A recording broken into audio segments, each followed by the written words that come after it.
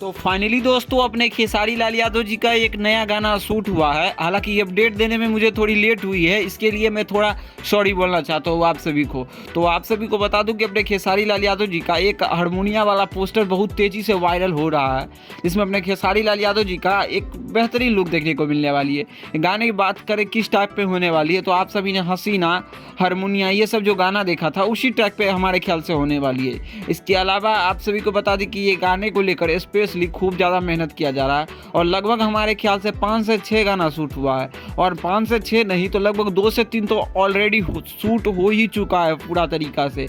इसके अलावा अपने खेसारी लाल यादव जी के साथ नीलम गिरी का सॉन्ग भी बहुत जल्द आने वाली है और इस गाने का भी एडिटिंग पे काम चल रहा है। दोस्तों देखते हैं कि ये गाना कब तक आती है और कब तक रिलीज हो सकती है।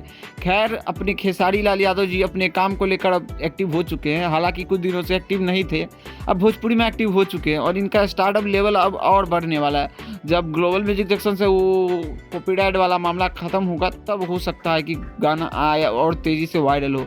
तो खैर देखते हैं आप सभी को। बाकी वीडियो पसंद आए तो इस वीडियो को लाइक करिए, चैनल को सब्सक्राइब करिए भोजपुरी दुनिया से जुड़ी हर एक छोटी से छोटी अपडेट पाने के लिए। बाकी मिलते हैं आप सभी से जल्दी ही नई वीडियो के साथ। धन्यवाद।